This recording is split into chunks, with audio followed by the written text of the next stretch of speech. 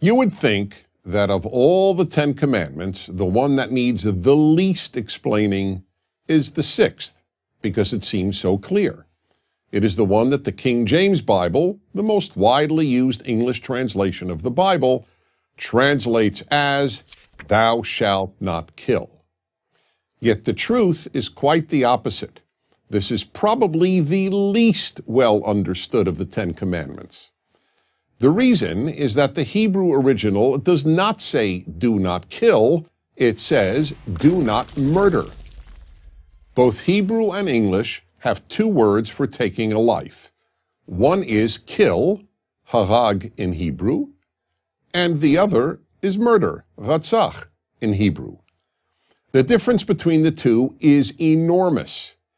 Kill means, one, taking any life, whether of a human being or an animal. Two, taking a human life, deliberately or by accident. Three, taking a human life, legally or illegally, morally or immorally. On the other hand, murder can only mean one thing: the illegal or immoral taking of a human life. That's why we say, "I killed a mosquito," not "I murdered a mosquito." And that's why we would say the worker was accidentally killed, not the worker was accidentally murdered. So why did the King James translation of the Bible use the word kill rather than murder? Because 400 years ago, when the translation was made, kill was synonymous with murder. As a result, some people don't realize that English has changed since 1610, and therefore think that the 10 Commandments prohibits all killing. But of course it doesn't. If the 10 Commandments forbade killing, we would all have to be vegetarians. Killing animals would be prohibited. And we would all have to be pacifists, since we could not kill even in self-defense. However, you don't have to know how the English language has evolved in order to understand that the 10 Commandments could not have prohibited all killing. The very same part of the Bible that contains the 10 Commandments, the 5 books of Moses, the Torah as it is known by Jews, commands the death penalty for murder, allows killing in war, prescribes animal sacrifice, and allows eating meat.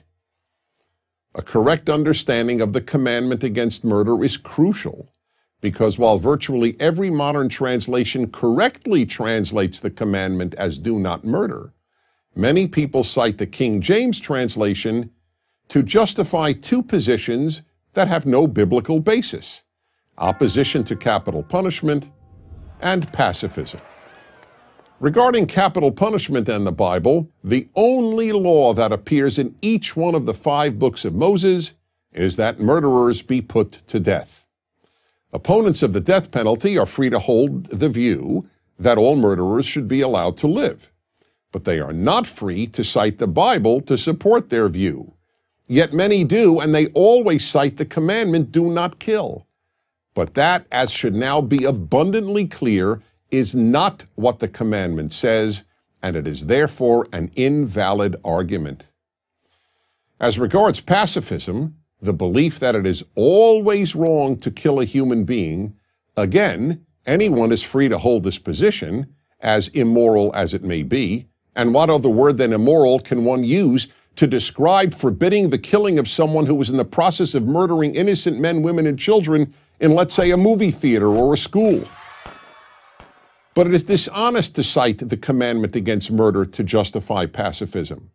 There is moral killing, most obviously when done in self-defense against an aggressor, and there is immoral killing. And the word for that is murder. The 10 Commandments are portrayed on 2 tablets. The 5 Commandments on the second tablet all concern our treatment of fellow human beings.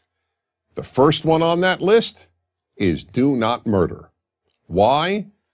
Because murder is the worst act a person can commit.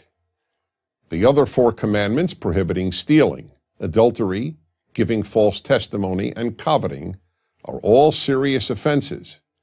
But murder leads the list, because deliberately taking the life of an innocent person is the most terrible thing we can do.